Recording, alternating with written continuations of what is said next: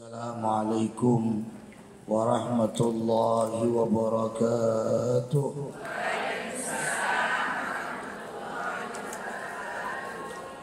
Alhamdulillahi rabbil alamin alladhi jama'ana fi hadzal mahdar wa fi hadzal majlis al-mubarak. Nahmaduhu ta'ala wa nasta'inuhu wa nastaghfiruh ونعوذ بالله من شرور أنفسنا ومن سيئات أعمالنا من يهد الله فلا مضل له ومن يضلل فلا هادي له أشهد أن لا إله إلا الله وأشهد أن محمد رسول الله اللهم صل على سيدنا وحبيبنا محمد وعلى آله وصحبه وبارك وسلم. Amma ba'd. Yang saya muliakan Ketua Majelis Ta'lim Ad-Duha beserta seluruh jajaran pengurus, mudah-mudahan semuanya sehat walafiat. Beserta yang saya muliakan guru kita Ustazah Hajjah Fanani, beserta para pecinta Quran yang dirahmati oleh Allah Subhanahu wa taala. Alhamdulillah, kita bersyukur kepada Allah yang telah menganugerahkan kepada kita nikmat yang tiada hingga, yang telah memberikan kepada kita nikmat sehat wal afiat dan keberkahan umur, yang telah memudahkan langkah kaki kita menuju aula ini untuk membasahkan lidah kita dalam gerakan mempelajari Al-Quran serta membaca Al-Quran, dan dilanjutkan dengan mendengarkan hikmah. Salawat dan salam kita sampaikan dan kita haturkan kepada junjungan kita Nabi besar Muhammad sallallahu alaihi wasallam, yang mana beliau Rasulullah telah membawa kita dari jalan yang gelap gulita menuju jalan yang terang benderang yang disinari oleh iman wal Islam. Ibu-ibu sekalian yang dimuliakan Allah, saat ini kita sudah memasuki bulan Rajab. Bulan Rajab adalah bulan yang di antara pendapat di dalamnya ada sesuatu peristiwa yang istimewa, yaitu diterimanya kado yang terindah dari Allah berupa solat 5 waktu. Bulan Rajab ini termasuk daripada Amul Huzn, tahun kesedihan Nabi Muhammad. Kenapa termasuk tahun kesedihan? Karena wafat 2 orang yang tercinta. Yang pertama adalah Sayyidah Khadijatul Kubra, yang kedua adalah paman beliau Abu Talib. Bagaimana Nabi Muhammad tidak sedih wafat Sayyidah Khadijah, wanita yang menemani Rasulullah sallallahu alaihi wasallam dari awal beliau diangkat menjadi seorang rasul, seorang wanita yang kaya raya, yang mengorbankan hartanya untuk perjuangan di dalam Islam yang dibawa oleh Nabi Muhammad. Seorang wanita yang memberikan ketenangan kepada Rasulullah ketika beliau di dalam keadaan dingin, maka diselimuti oleh Sayyidah Khadijah. Seorang wanita yang ketika Rasulullah ketakutan mendengar suara di Gua Hira, yang mana pada saat itu pertama wahyu yang diturunkan oleh Allah, maka Nabi Muhammad pun langsung pulang. Apa kata Sayyidah Khadijah? Wahai Muhammad, coba kau datang kepada seorang rahim namanya Waraqah bin Naufal. Di saat datang ditemani oleh Sayyiduna Abu Bakar, maka Rasulullah pun mendapatkan solusi bahwa itu adalah wahyu yang diturunkan oleh Allah. Bagaimana mungkin Nabi Muhammad tidak sedih wafatnya istri beliau Sayyidah Khadijah, seorang istri yang mengantarkan makanan kepada Rasulullah di Gua Hira. Dan ibu-ibu, Gua Hira itu bukan gambaran kita seperti Bukit Peniraman. Yang itu ditempuh dengan jalan masih bisa, tidak jauh. Kalau sekarang Gua Hira itu masih enak lah, ada tangga-tangga yang tersusun untuk kita naik. Di zaman Nabi Muhammad SAW itu bebatu yang mungkin tajam, yang tidak menutup kemungkinan akan melukai daripada kaki Sayyidah Khadijatul Kubra. Tapi demi sang suami, beliau pun siap untuk mendatanginya. Saya yakin tidak semua orang yang berangkat ke Mekah kemudian mau naik ke Gua Hira. Kalau ada 100 orang, palinglah 20-30 orang yang mau naik, 70-nya tidak mau. Termasuk yang ngomong nih. Udah berkali-kali saya diajak, ya Allah, saya pandang di atas, saya pandang perut saya, nampak bosor nanti ni. Bayangkan tu, bagaimana Rasulullah tidak cinta. Maka ibu-ibu, tidak ada perintah Allah kepada Nabi Muhammad untuk menikahi wanita manapun di saat bersama Sayyidah Khadijah. Jadi perintah Allah untuk nikah 2, 3 dan selanjutnya itu setelah wafatnya Sayyidah Khadijah.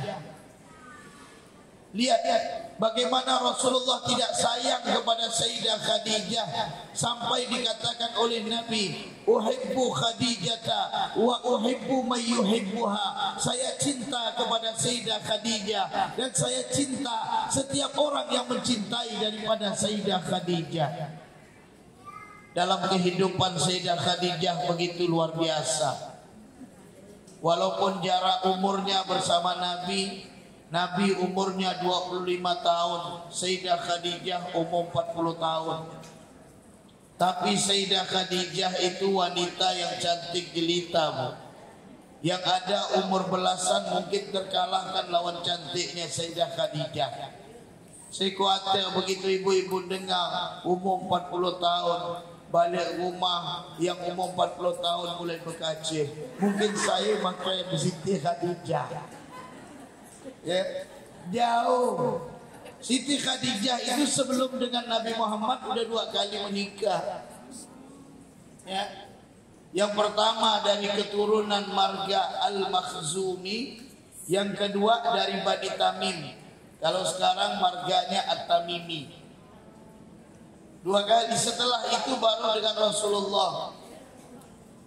Bagaimana Nabi Muhammad tidak sayang kepada Sayyidah Khadijah yang memberikan keturunan kepada Rasulullah sampai saat ini. Keturunan Nabi tidak akan terputus. Dan nanti yang akan turun namanya Imam Mahdi. Imam Mahdi itu juga keturunan Rasulullah. Nanti akan muncul Imam Mahdi, itu keturunan Nabi Muhammad. Dari siapa? Dari Sayyidah Khadijah. Walaupun Sayyidah Khadijah setiap melahirkan laki-laki meninggal dunia, ada saat gembiranya Rasulullah pada saat lahir laki-laki yang terakhir, namanya Ibrahim. Di saat lahir itu, maka Nabi Muhammad SAW tengah malam menggedor rumah sahabat. Sesungguhnya anak saya lahir, Ibrahim. Bagaimana kebahagiaan ibu-ibu kalau punya anak perempuan semua, tiba-tiba lahir laki-laki. Luar biasa. Apalagi memang Allah jadikan kasih sayang seorang ayah itu lebih kepada anak perempuannya. Dan ibu itu lebih kuat kepada laki-lakinya. Itu memang udah hukum Allah. Udah hukum Allah. Maka Masya Allah, Nabi Muhammad bergembira. Ternyata Ibrahim pun sakit kemudian meninggal dunia. Saat itu apakah Rasulullah sedih? Rasulullah sedih. Rasulullah sedih, menangis Nabi Muhammad. Jadi sampai suatu saat Sayyidina Umar pernah bertanya kepada Rasulullah, Atabki ya Rasulullah, apakah engkau menangis wahai Rasulullah? Lalu apa kata Nabi Muhammad? Innallaha ja'ala rahmata fi qulubil mu'minin. Sesungguhnya Allah menjadikan kasih sayang kepada hati orang-orang mukmin. Jadi ibu-ibu bukan tidak boleh nangis kalau ada yang meninggal. Boleh nangis tuh.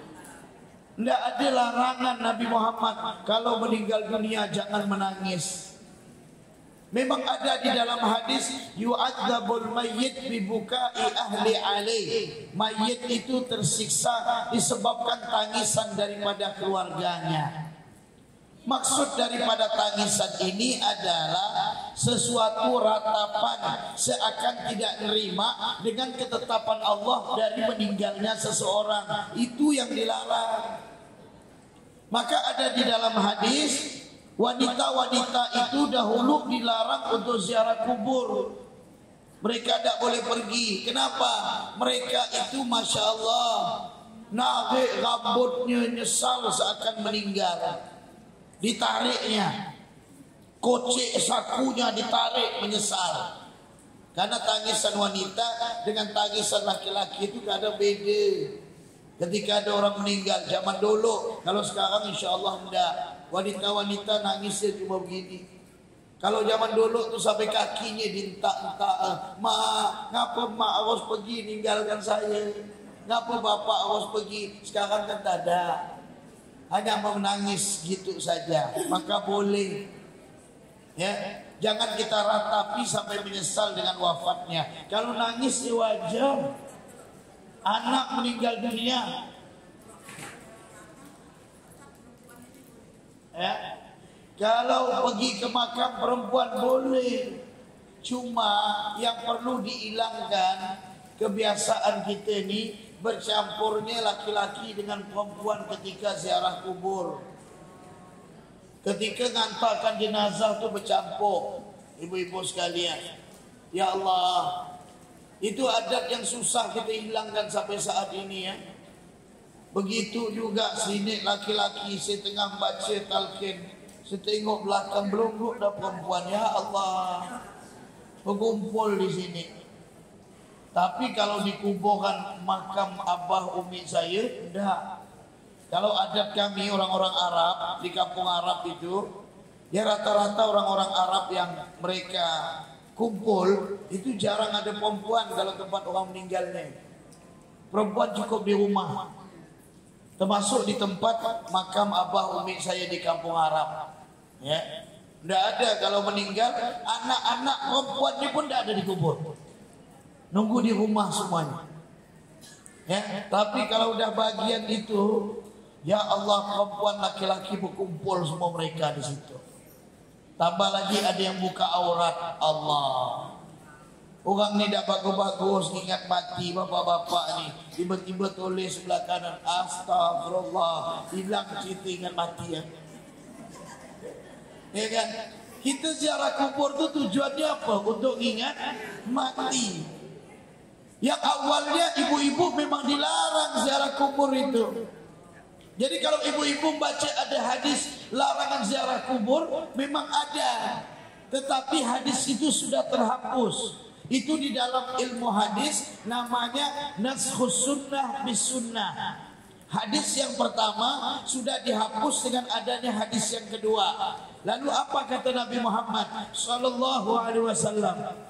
Kuntu nahaitukum an ziyaratil qubur fazuruha fa innaha tudzakirul akhirah. Yang aku larang kalian ziarah kubur, ziarahlah. Karena ziarah kubur itu mengingatkan kita kepada akhirat. Gimana ndak ingat ziarah kubur? Kita kalau udah dikubur tu apa yang mau kita banggakan ibu-ibu?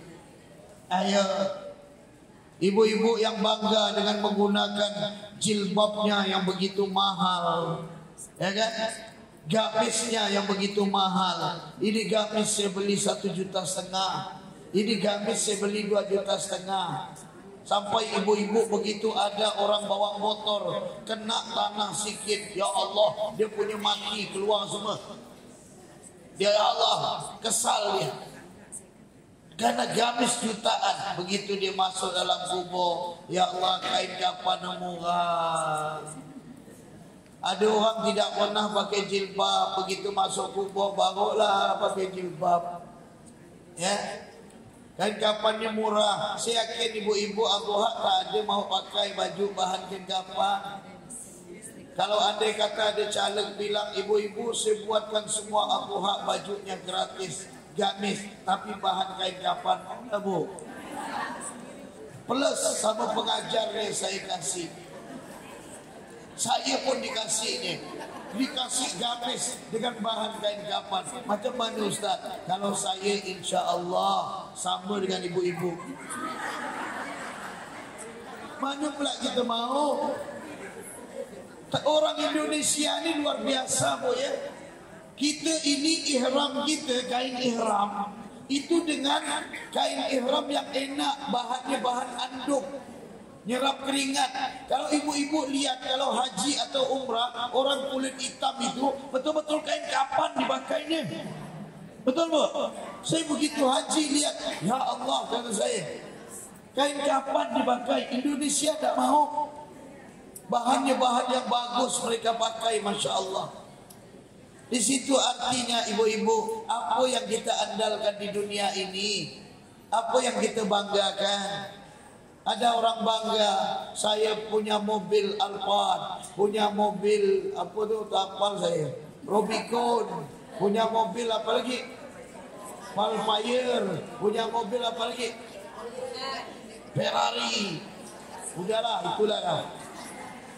Dia bangga. Saya tidak bisa jawab, saya diam saja.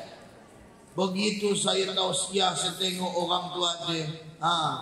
Alhamdulillah, saya ada menemukan orang bangga, punya mobil Valfire, punya mobil Alphard, punya mobil Rubicon, punya mobil Ferrari. Begitu meninggal, pinjam ambulan masjid. Betul tak? Ada tak orang bawa jenazah pakai Alphard? Ada tak orang bawa jenazah pakai Ferrari? Mana muat? Tidak masuk. Apalagi macam badan saya masuk ke Ferrari, terlepas kaki keluar. Tidak ada. Dan rata-rata saya temukan bu, orang yang punya mobil mewah tidak mau dibawa ke kubur. Kalau dia pergi ke kuburan, disimpannya di masjid, nanti baru dia minta gonceng orang sampai ke kubur. Rata-rata saya temukan. Berarti dunia ini adalah betul-betul suatu tempat yang akan kita tinggalkan. Apa yang kita banggakan ibu-ibu sekalian? Kullu man 'alaiha fan wa yabqa wajhu rabbika dzul jalali wal ikram fa bi ayyi ala'i rabbikuma tukadziban. Semua yang ada di dunia ini binasa. Yang ada hanya Allah.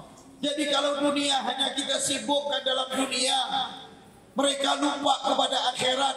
Maka ibu-ibu bersyukur ketika ditanya oleh Allah, nikmat yang manakah yang kau dustakan? Maka ibu-ibu akan menjawab, terima kasih ya Allah, di saat kesibukan kami, keseharian kami, tapi kami tidak lalai. Kami masih ingat untuk belajar Al-Quran ya Allah. Kami bisa duduk untuk mendengarkan ilmu-ilmu agama ya Allah. Kami bisa berkumpul bersama sahabat-sahabat kami yang soleha ya Allah. Kami bisa berkumpul dengan melangkahkan kaki kami untuk menuju ke majlis yang membawa kami kepada surgamu ya Allah. Sebagaimana janji Rasulmu Sayyiduna Muhammad, man salaka tariqan yaltamisu fihi ilman sahalallahu lahu tariqan ilal jannah. Siapa yang berjalan menuju kepada majlis ilmu, maka Allah akan mudahkan jalannya menuju surganya Allah Subhanahu wa taala. Ketika saat itu ibu-ibu akan berkata, alhamdulillah, terima kasih ya Allah. Tidak semua kenikmatan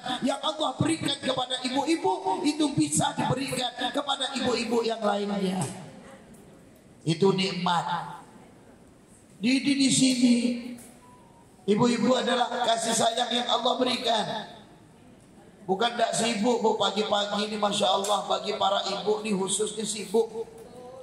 Alangkah saya ya seorang laki-laki sibuk dari subuh sampai sekarang saya belum balik-balik.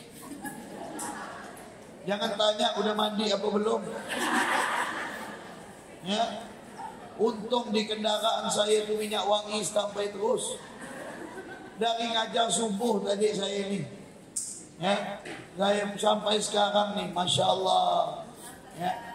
Mau oleh sebab itu saya tak ada pernah saya datang sini ambil air wudu. Tadi tu ambil air wudu loh. Biar nampak wajah ni. Rupanya saya kaca tak ada nampak apa. Di situ ibu-ibu sekalian, apa lagi ibu-ibu, ya Allah pagi-pagi anak-anak dengan tingkah yang luar biasa masing-masing. Yang satu bangunkan begini, yang satu begini, belum lagi ibu masak, tapi ibu mengejar ridhanya Allah. Ya Allah, bukankah nanti ketika di akhirat kami juga sibuk? Di akhirat itu kita sibuk tak? Sibuk, lebih sibuk dari dunia. Saat itu berlari. Kalau sekarang kan masih pakai motor, itu berlari. Yauma yafirrul mar'u min akhihi wa ummihi wa abihi wa sahibatihi wa banihi likulli imri'in minhum yawma idzin sya'nun yughni. Sibuk ini. Gimana saat itu sibuk? Yauma yafirrul mar'u min akhihi. Seseorang itu lari dari saudaranya. Sibuk saat itu. Saat ini ibunda ketua, Ibu Haja Baiti kenal sama ibunda Haja Panani. Tapi nanti ketika di akhirat lari satu sama lainnya. Tidak kenal. Wa sahibatihi wa banihi. Bayangkan sahabatnya lari, anaknya lari. Wa ummihi wa abi, ibunya, bapaknya. Wa sahibatihi wa bani, sahabatnya, anaknya, semua lari. Kenapa? Likulli imri'in minhum yawma idzin sya'nu yughni. Pada hari itu tiap orang sibuk dengan urusan masing-masing. Ya Allah, apakah udah cukup amal saya? Udah cukup apa belum? Oh, ternyata yang satu tuh kurang amalnya. Semakin sibuk dia mencari. Ya, mencari di mana akan mengisi daripada amal dari kekurangan-kekurangan kita di hadapan Allah Subhanahu wa taala. Maka disitulah kebanggaan Nabi Muhammad, dan kita ingin menjadi seorang wanita seperti Sayyidah Khadijatul Kubra. Wanita yang dimuliakan oleh Allah, yang memberikan keturunan kepada Nabi Muhammad. Walaupun wanita, tetapi wanita itu tetap menjadi keturunan. Ibu-ibu ada yang berpikir pakai logika, kok keturunan Nabi masih ada, padahal anak-anaknya perempuan. Gimana jawabnya? Jawabnya adalah dalil yang sering ibu-ibu apal. Inna syani'aka huwal. Itu ejekan untuk Nabi Muhammad. Beliau itu mandul anak laki-laki, maka Allah mengangkat keturunan beliau dari perempuan. Sayyidah Khadijah punya anak perempuan 3. Ya, yang 2 dinikahi oleh Sayyidina Utsman. Maka Sayyidina Utsman itu dinamakan Dzun-Nurain, orang yang punya 2 cahaya. Yang satu dinikahi oleh Sayyiduna Ali, namanya Fatimah. Ada nama Fatimah di sini? Masya Allah, Fatimah. Suaminya Ali kan? Namanya suaminya adiknya Nabi Yusuf, Bunyamin namanya. Masya Allah. Di situ Sayyidah Fatimah inilah dapatkan anak namanya Hasan dan Husain. Dua-duanya ada keturunan. Sayyidina Husain keturunannya tersebar di seluruh dunia, yang paling banyak di Indonesia. Keturunan dari Sayyidina Hasan ada tidak? Ada. Ada yang membuat fitnah. Sesungguhnya Sayyidina Hasan itu meninggal bujangan. Siapa bilang? Sayyidina Hasan tuh ganteng, Bu. Yang mirip wajah Nabi Muhammad tuh Sayyidina Hasan. Keturunan Sayyidina Hasan tuh banyak di Maroko, itu banyak di Irak, pokoknya daerah Syam itu banyak keturunan Sayyidina Hasan. Ya. Maka Masya Allah, saya baca di dalam kitab, saking gantengnya Sayyidina Hasan itu, wanita berharap untuk menikah dengan beliau.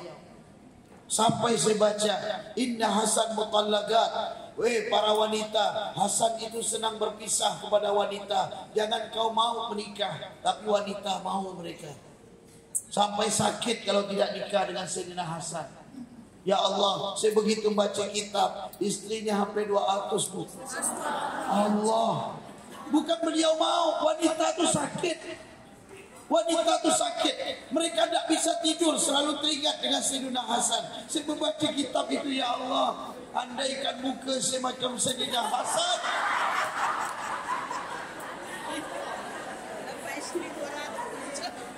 Pecah kata rumah. Kalau saya macam Sayyidina Hasan ni, aku hari takkan manggil-manggil lah. Kenapa? Sakit juga. Kenapa mau datang? Maka Masya Allah, itu cucunya Rasulullah. Kalau Sayyidina Husain, itu bagian kakinya mirip dengan Nabi Muhammad. Jadi dua-duanya dapat keturunan. Siapa keturunan yang paling sering ibu sebut dari Sayyidina Hasan? Namanya Syekh Abdul Qadir Jailani. Itu keturunan Sayyidina Hasan. Keturunan Hasan. Syekh Abdul Qadir Jailani pun keturunannya banyak, Bu. Banyak. Ya. Masya Allah. Maka disitulah keturunan Rasulullah. Itu semuanya dari Sayyidah Khadijah. Ternyata wafat. Rasulullah pun semakin melemah. Karena istri yang selalu membantu beliau di dalam dakwah meninggal dunia. Paman beliau yang selalu membantu Nabi Muhammad juga meninggal dunia. Tidak ada lagi pembela Rasulullah. Abu Jahal pun mulai semakin berani. Terkadang Nabi Muhammad ketika sujud diletakkan kotoran unta di atas punggung beliau. Terkadang dilempar dengan pasir. Rambutnya Rasulullah penuh sampai jenggotnya. Ibu-ibu, rambut Nabi Muhammad bukan seperti umumnya orang Arab. Orang Arab itu kan rambutnya keriting. Orang Arab. Kalau saya ini dah Arab Bugis, maka lurus rambut saya. Abah saya Arab, mak saya Bugis. Itu hidung saya pun separuh. Masya Allah, kalau hidung abah saya, Bu, udah begini, melengkung lagi gini. Kalau yang adik kenal pasti anda tahu. Karena mak bapak Arab, dapatlah mak saya dapat separuh. Saya kahwin lagi sama Bugis gitu. Udah. Di situ Masya Allah. Maka ibu-ibu sekalian dirahmati oleh Allah. Nabi Muhammad itu bukan macam orang Arab umumnya rambut. Kalau orang Arab kan keriting. Bulat-bulat. Nabi Muhammad itu ikal. Jadi lurus ada bengkok-bengkok. Itu rambutnya Rasulullah. Rambutnya Nabi itu bukan umumnya orang Arab. Orang Arab kan banyak sulam. Di belakangnya ada rambut. Saya ada kawan saya banyak yang begini. Masya Allah rambut ente hilang. Dia bilang nyaman ente kalau cukup rambut biar separuh ya. Belakangnya. Subhanallah. Rasulullah tidak sulam, Bu. Tahu sulam kan? Rasulullah itu tak ada hilang rambutnya di sini. Tidak hilang. Rasulullah itu. Maka beda. Begitu lahirnya Nabi Muhammad, betul-betul laki yang begitu indah. Bayangkan Isra wal Mi'raj, Nabi Muhammad kan ketemu di langit ketiga. Nabi siapa? Nabi Yusuf. Nabi Muhammad begitu nengok Nabi Yusuf, ya biasa. Kenapa biasa? Nabi Yusuf kan Nabi yang ganteng, Bu. Kenapa Rasulullah tidak? Allah ganteng. Kenapa enggak? Kerana yang mandang itu sama-sama ganteng. Enggak heran. Saya kalau saya pandang Mahir Zain, biasa. Udah belajar golok. Saya waktu ketemu sama siapa? Ketemu sama ulama dari luar, saya tengok biasa. Karena sama-sama. Walaupun beda jauh. Nyenangkan hati ya bang. Maka subhanallah ibu-ibu, Nabi Muhammad itu ganteng. Apa kata dalam kitab Syama'il Muhammadiyah? Ketika Rasulullah itu berdiri di bulan purnama, kata sahabat, ku pandang Nabi Muhammad, kulihat bulan purnama, sungguh engkau ya Rasulullah lebih indah daripada bulan purnama. Saking gantengnya. Sahabat itu kalau sudah melihat Rasulullah, itu badan itu selalu terbayang. Ada sahabat namanya Sauban. Sauban ini jarak dari rumahnya ke Masjid Nabawi itu 3 kilo. 3 kilo. Tidak pernah satu rakaat pun ketinggalan sholat sama Rasulullah. Sauban saking senangnya dengan suara Nabi Muhammad. Jadi kalau suaranya Nabi Daud itu indah. Nabi Daud tuh kalau mengeluarkan suara, hewan-hewan yang terbang tuh berhenti, Bu. Saking indahnya suara Nabi Daud. Tetapi ternyata mukjizat itu Allah berikan juga kepada Nabi Muhammad. Suara Rasulullah itu membuat sahabat itu selalu terngiang di telinga mereka, selalu ingat, saking indahnya. Subhanallah. Maka Rasulullah itu sahabat Sauban ini ketika bertemu dengan Nabi Muhammad, kalau sudah lama tidak ketemu dicari oleh Rasulullah. Mana Sauban? Dilihat badan Sauban semakin kurus, wajahnya semakin pucat. Ditanya oleh Nabi Muhammad, wahai Sauban, kenapa engkau semakin kurus, wajahmu semakin pucat? Apa kata Sauban? Ya Rasulullah, ketika saya bertemu dengan engkau satu kali, maka saya berharap untuk ketemu kedua kalinya. Ketemu 2 kali, saya ingin sekali untuk rindu ketemu ketiga kali. Selalu terbayang wajah Nabi Muhammad. Itu Rasulullah. Maka tidak heran kita umat-umatnya saja, Bu, tidak pernah mandang wajah Nabi Muhammad, tapi rindunya luar biasa, Bu. Ya kan? Kita rindu, tidak ada yang tidak rindu dengan Rasulullah. Bahkan terkadang ada yang menangis dengan rasa kerinduan ketika bersolawat kepada Nabi Muhammad. Kita bisa buktikan.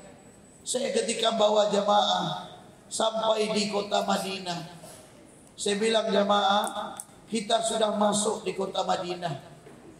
Coba pandang bukit.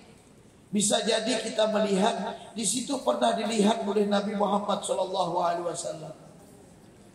Ketika nanti kita turun di bumi Madinah ini, di saat kita menginjak kaki di bumi Madinah ini, mungkin injakan itu pernah diinjak oleh Nabi Muhammad SAW. Maka saya ajak mereka sholawat. Sallallahu ala Muhammad, sallallahu alaihi wasallam, sallallahu ala Muhammad, sallallahu alaihi wasallam.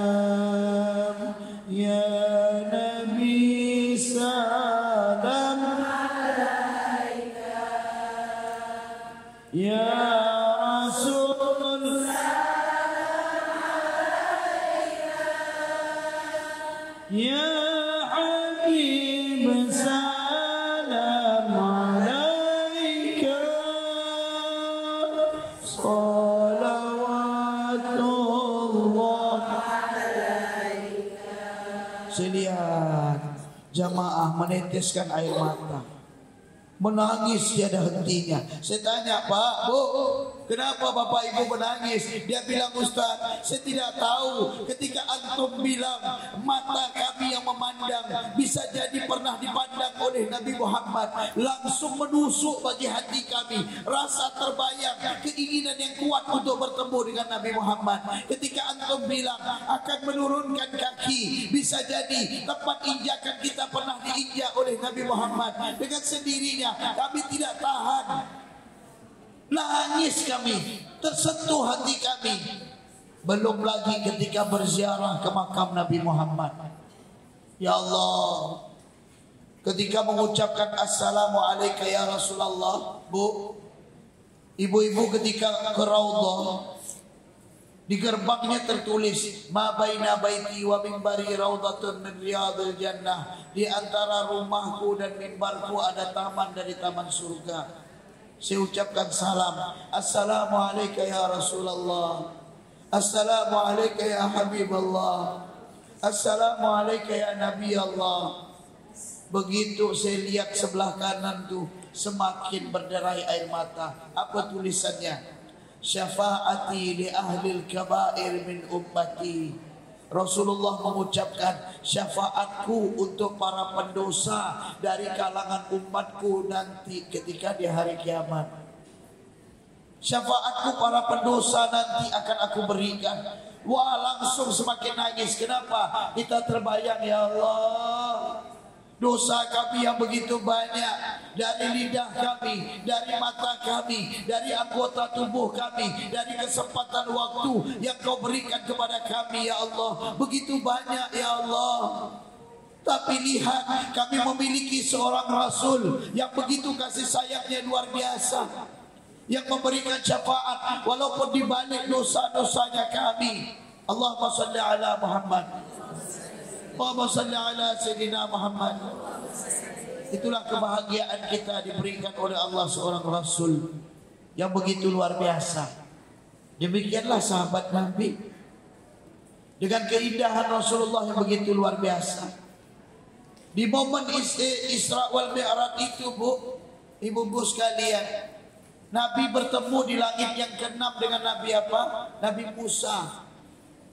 Nabi Musa itu adalah seorang Rasul yang paling banyak diperlihatkan oleh Allah tentang bagaimana keutamaan umat Nabi Muhammad ini. Yang paling banyak nampak itu Nabi Musa. Dijelaskan oleh Wahab ibn Munabbih, ada dijelaskan. Dan banyak para ulama menjelaskan tentang bagaimana keutamaan umat Rasulullah. Maka Nabi Musa pun menangis. Kenapa Nabi Musa menangis? Inikah seorang Rasul yang sangat muda, tapi sesungguhnya umatnya diberikan kelebihan yang begitu luar biasa. Tidak sama dengan kaum Nabi Musa. Kaum Nabi Musa begitu mereka bersalah, menyembah anak lembu, mereka mau tobat kepada Allah. Caranya gimana? Bunuh diri.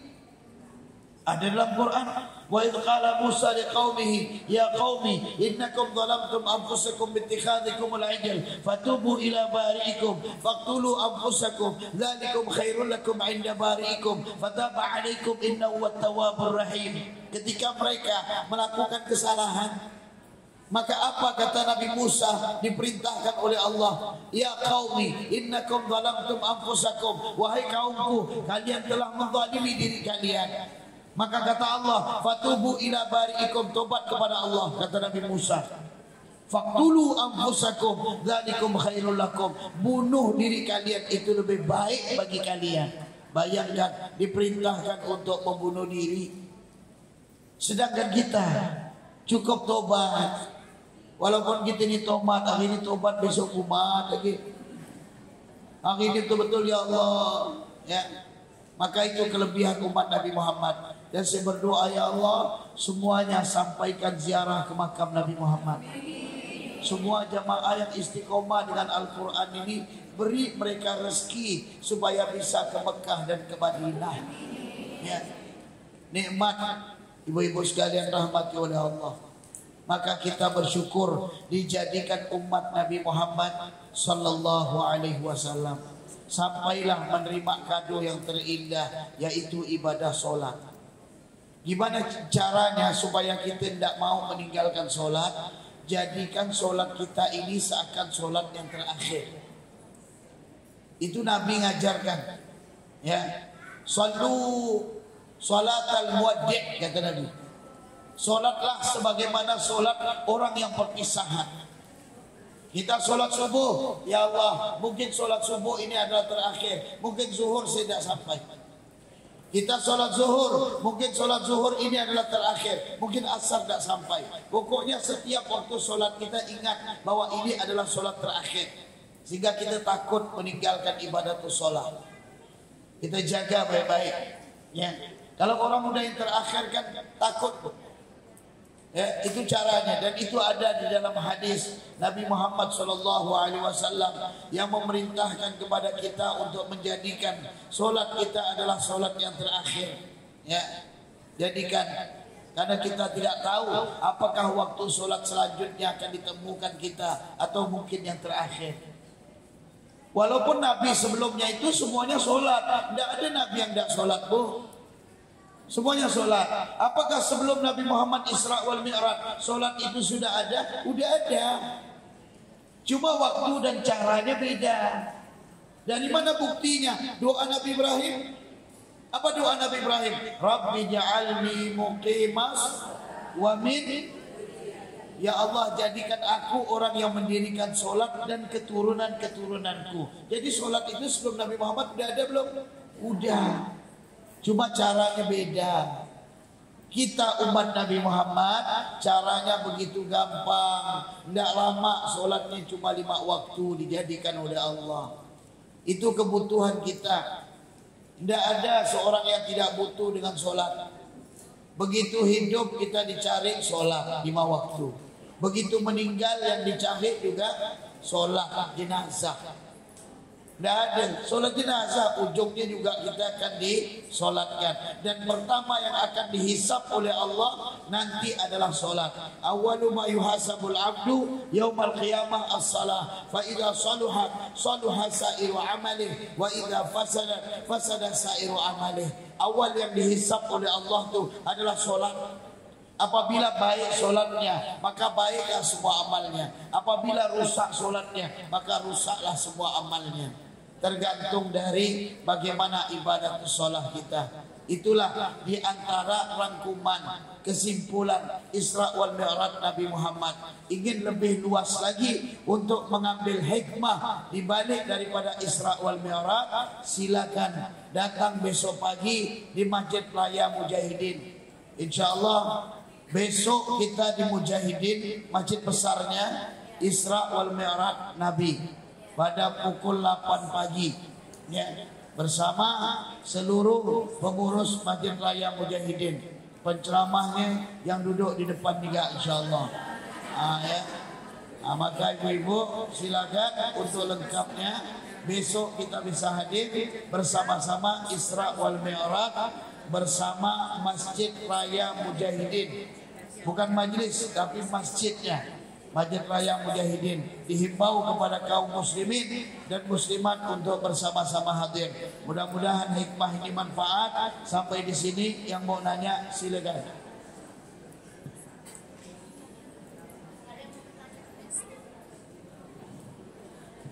Ibu-ibu silakan Bu, ada yang mau bertanya?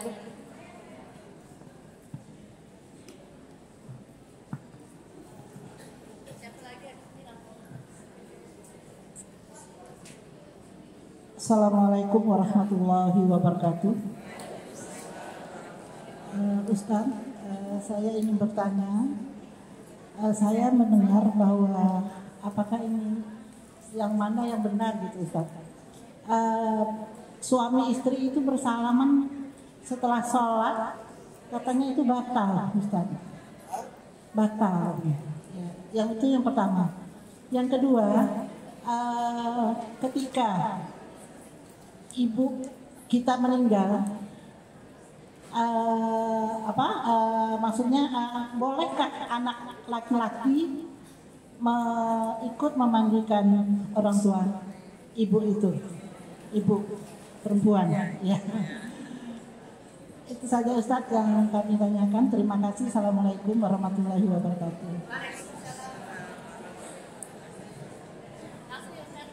Ini pertanyaan saya berdiri ya biar semua melihat.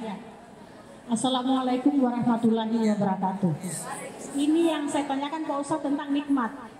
Sebagaimana dalam Al-Quran berulang-ulang dikatakan fabi ai ala rabbikuma tukadziban. Apakah nikmat?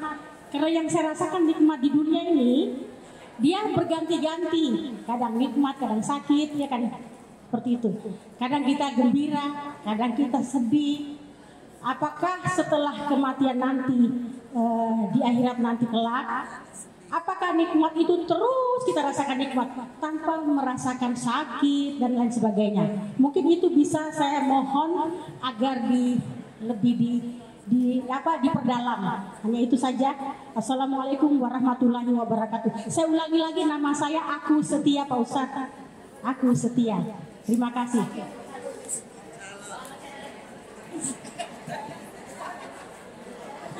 Masih ada ibu-ibu?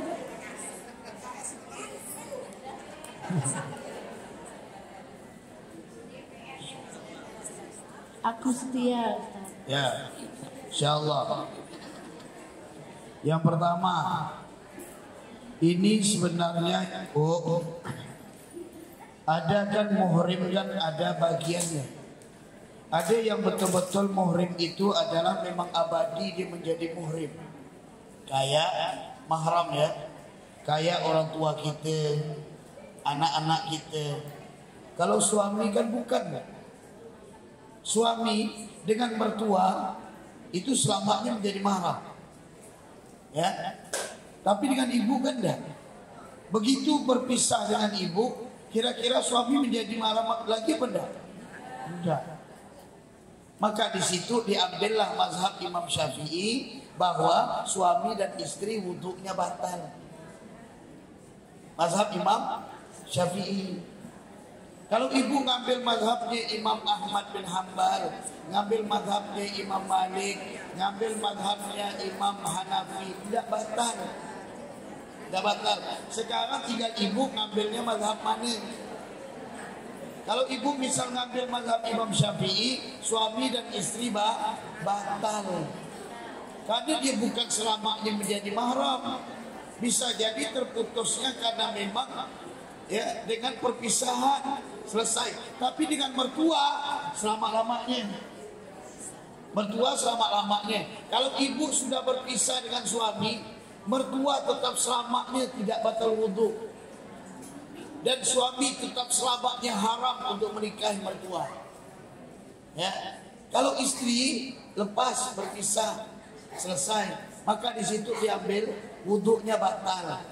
Semuanya putus kalau ada kata dengan suami putus. Kalau mazhab yang lain tidak. Bukan hanya kepada istri saja, kepada umumnya wanita tidak batal.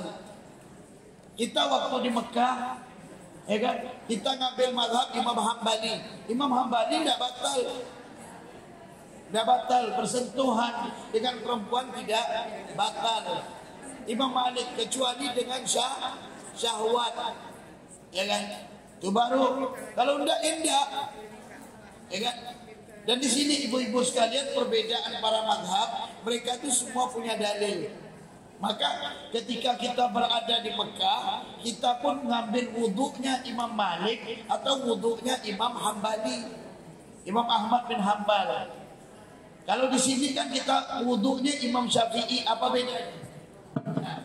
Kalau wudhunya Imam Syafi'i, ya rambut ini bagian rambut, telinga bagian telinga, kan beda-beda. Kalau mazhab Imam Hambali, al-udhunani minar ra'as, dua telinga itu bagian daripada kepala.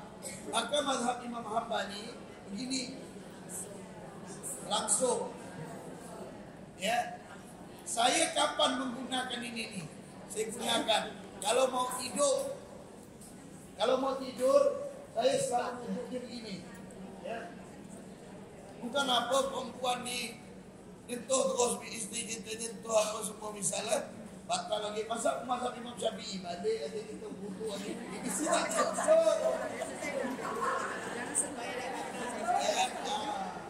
begitu. Jadi mazhab Imam Hambali, kalau mazhab Imam Maliki itu digosok begitu satu air. Kalau mazhab Imam Syafi'i kan cukup sampai kepada siku udah. Kalau mazhab Imam Maliki digosok, wajahnya digosok-gosok. Itu bedanya. Dan semuanya merujuk kepada dalil yang ada. Intinya tergantung kita ni ngambil mazhab apa. Jangan kita ngambil bercampur. Saya ngambil semua ya Ustaz. Memang dia. Ya, tak boleh talfik kepada satu semua mazhab itu, talfik namanya tak boleh. Ya, itu perbedaannya. Kemudian yang kedua, Yang afdal memandikan jenazah perempuan adalah perempuan, laki-laki adalah laki-laki. Yang afdal. Tapi kalau andai kata memang seseorang yang menyambung di dalam mahramnya, ya, mau itu kepada anak untuk memandikan daripada jenazah ibunya, boleh. Ya boleh. Saya pribadi saya memandikan jenazah mak saya. Mak saya mandikan. Ya. Saya ngambil pendapat yang itu. Kenapa? Karena bagaimana ibu saya sendiri yang memandikan saya di masa kecil saya. Di masa terakhir saya pengen untuk memandikan jenazah beliau. Saya pangku beliau. Saya luruskan kaki, saya tidak mau pakai alat. Saya luruskan kaki saya maupun orang saudara saya. Baru saya panggil adik-adik beliau. Yang perempuan saya panggil saudara beliau perempuan untuk memangku. Pada saat seorang anak memandikan kita, barulah saat itu kita akan berterima kasih, ya Allah. Ternyata doa kami kau ijabah. Kau jadikan anak-anak kami orang yang soleh dan solehah. Sampai begitu diletakkan akan solat jenazah. Saya punya keluarga banyak ustaz, Bu. Banyak. Ada Ustaz Hadran, ada Ustaz Awab, ada Ustaz Said Muhtarba Mukmin, ada Ustaz Soleh, ada Ustaz Irfan, ada Ustaz Ibrahim At-Tamimi, ada Ustaz Azmi. Yang Arab-Arab tu banyak keluarga saya Ustaz. Tapi begitu akan solat jenazah, saya harus jadi imam. Ya, saya harus jadi imam. Dalam bahasa Melayu ya, yang darat. Nah, udah, saya harus jadi imam. Dia bilang, kenapa? Ini abah saya. Dia abah saya. Saya jadi imam. Ini mak saya. Mak saya jadi imam. Dua-dua ni. Kapan lagi ibu? Ibu masukkan anak pesantren. Ibu berikan mereka pendidikan. Sampaikan, nak, nanti kalau ibu meninggal dunia, tolong nak, jadikanlah solat engkau imam jenazah untuk ibu. Sebagaimana ibu membimbing engkau di dalam kebaikan, tolong terakhir bimbing juga. Subhanallah, saya ada menemukan anak, Bu. Itu orang tuanya pikun. Orang tua pikun. Jadi walaupun dia sibuk kerja, kalau pas azan zuhur, dia balik rumah. Saya tanya, kenapa inti balik rumah terus kalau waktu solat? Saya mau bimbing orang tua saya solat. Dia pikun, dia tidak tahu jumlah rakaat, dia tidak tahu jumlah ini. Tapi dia masih mau solat. Kalau tidak, marah dia. Maka anak itu setiap 5 waktu jadi imam orang tua itu. Pokoknya ikuti kami ya, ikuti. Bagaimana kami ginilah dia. Dah, ngikutlah orang tua itu solat sampai selesai, sampai meninggal dunia orang tua itu. Dan sekarang sudah meninggal dunia. Siapa yang kita perlukan? Anak-anak kita. Maka silakan kalau mereka ingin memandikan daripada jenazah kita. Ya. Tapi afdalnya tetap perempuan sama perempuan. Ada juga yang ambil bagian intinya serahkan perempuan. Bagian kakinya silahkanlah anak-anaknya gitu ya. Kemudian selanjutnya apa tadi ibu namanya? Nikmat, Bu. Ada renungan dalam surah Ar-Rahman. Allah mengingatkan kita, fa bi ayyi ala'i rabbikuma tukadziban, berapa kali? 31 kali. 31 kali. 31 kali kalau kita ngambil hari kita selama 31, pokoknya setiap hari berjalan dengan fa bi ayyi ala'i rabbikuma tukadziban. Maka ibu-ibu tak akan ngeluh. Ibu-ibu tak akan ngeluh. Kenapa ibu-ibu ni kadang ngeluh? Karena lupa fa bi ayyi ala itu. Kadang kita begitu sakit sesak napas, kita lupa. Ada Pak Haji masuk rumah sakit, sesak napas, lalu dikasih oksigen. Keluar dia. Begitu keluar, pergi ke petugas admin. Berapa? Semuanya 6 juta lebih. Nangis Pak Haji itu. Padahal duitnya banyak.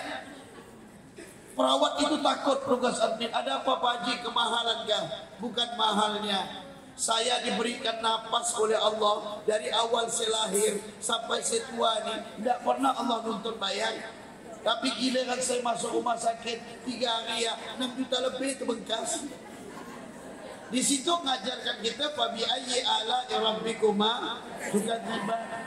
Ibu-ibu baru gak sakit sebulan kita ngeluh, Sementara Allah kasih kita sehat selama 10 tahun, 30 tahun, 40 tahun. Baru gak rezeki itu seret semasa 3 hari dah ngomel lah luar biasa. Padahal Allah berikan kita rezeki bertahun-tahun dah henti. Maka manusia itu kurang mempelajari nikmat yang diberikan oleh Allah Subhanahu wa taala. Maka syukuri. Lalu apakah nikmat yang kita rasakan di dunia ini akan kita rasakan di akhirat lebih dari apa yang kita rasakan di dunia? Ya, kalau kita memang mendapat penentunya satu dalam kubur. Kubur, jangan pakai gangat lah. Dalam kubur. Kubur itu penentu. Sehingga Sayyidina Utsman bin Affan ketika beliau ziarah kubur, beliau pergi ke kubur selalu nangis. Setiap pergi kubur nangis. Ditanya oleh sahabatnya, kenapa engkau menangis wahai Utsman? Maka kata beliau, saya ingat sabda Nabi Muhammad sallallahu alaihi wasallam, al-qabru awwalu manzilin min manazilil akhirah, faman naja minhu fama ba'dahu aisar, wa man lam yanju minhu fama ba'dahu asyad. Kubur adalah rumah yang pertama sebelum rumah-rumah di akhirat. Barang siapa dalam kuburnya selamat, maka dia akan mudah setelahnya. Tapi kalau dalam kubur dia tidak selamat, lebih sakit lagi dari apa yang dirasakan dalam kubur. Maka penentunya adalah kubur. Hubungannya apa? Hubungannya ibu cuma modalkan satu. Jangan mencari senang, tapi carilah bahagia. Apa bedanya? Kesenangan itu tiada habisnya, tapi kebahagiaan itu akan terletak di hati. Kalau udah hati bahagia, semua bahagia. Contoh saya kasih bu, kadang kita dimikir salah. Ibu berdagang, di mana? Di Kakap, ibu dagang. Udah. Begitu balik dagang pakai motor nih, tiba-tiba hujan pun turun. Dagangan ibu tidak laku. Ibu balik hujan-hujan, besok demam. Ketika ditanya orang, bu, kenapa ibu demam? Saya semalam kena hujan. Betul bu? Saya membuktikan bahwa hati ini bang menjadi puncak. Udah. Tahu-tahu Ahad yang akan datang, ibu dagang lagi di TPI. Di mana? Di Kakap. Ya bu, subhanallah, dagangan ibu laku, dapat 2 juta per hari. Begitu ibu balik, hujan. Kira-kira besok ibu demam tu tak? Kenapa pula tak? Karena hati ibu sebenarnya bukan hujan yang salah. Yang salah itu adalah hati. Kenapa ibu kena demam? Karena hati ibu lagi tak bahagia, dagangan tak laku. Tapi kalau dagangan laku, biarpun hujan batu sekalipun, tak apa-apalah, hampir dapat 2 juta. Berarti itu bukan hujan yang salah. Sebenarnya yang salah itu adalah hati kita. Maka hati itu puncak. Coba ibu-ibu lihat. Ibu-ibu mau pergi ke rumah siapa? Pergi ke rumah Ibu Fatimah. Dah. Tapi hati ibu agak galau. Mana lewat tu? Dah, ngapu pula saya ke sini, nak kasih umum Ibu Fatimah katanya. Karena hatinya halau. Puncaknya di hati. Oleh sebab itu semuanya hati. Padahal bang, ketika bawa motor, yang mandang tu mata. Tak pernah ibu tu ucap, mata-mata ya. Tak. Tapi yang ibu ucapkan apa? Hati-hati. Begitu ibu-ibu di bandara, pengumuman. Padahal yang mandang tu pikiran dan mata kita. Tapi diucapkan apa? Perhatian, perhatian. Bagi orang yang tidak fokus dia punya hati, pasti tak dengar. Ujung-ujung dia nanya, apa tadi itu kata itu? Padahal dia dengar apa? Cuma karena hati tak ada fokus. Oleh sebab itu bu, kebahagiaan itu ada pada hati. Ketika ibu bahagia dengan setiap kenikmatan yang diberikan oleh Allah, kemudian puas, dilanjutkan dengan bersyukur, maka insya Allah itulah manusia yang paling dijadikan oleh Allah nikmat di dalam hidupnya. Kenapa terkadang kita tidak bahagia? Karena kita kurang puas dengan kenikmatan yang diberikan oleh Allah. Maka kekayaan bukan terletak pada banyaknya harta, tapi kekayaan ketika kita itu bersyukur dan puas setiap kenikmatan yang diberikan oleh Allah Subhanahu wa taala melalui hatinya. Mudah-mudahan Allah senantiasa memberikan kita nikmat yang berkah, panjang umur, sehat walafiat, setiap langkahnya dimudahkan oleh Allah Subhanahu wa taala, dan mudah-mudahan kita diberikan oleh Allah pemimpin-pemimpin yang soleh, soleha. Allah berikan kita pemimpin yang amanah, yang lepas daripada kezaliman. InsyaAllah ta'ala minal aminin. Rabbana atina fid dunya hasanah wa fil akhirati hasanah wa qina adzabannar. Wa sallallahu ala sayyidina Muhammad nabil ummi wa ala sahbihi wa sallam. Walhamdulillah rabbil alamin. Subhanakallahumma wa bihamdika asyhadu an la ilaha illa anta astaghfiruka wa atubu ilaik. Assalamualaikum warahmatullahi wabarakatuh.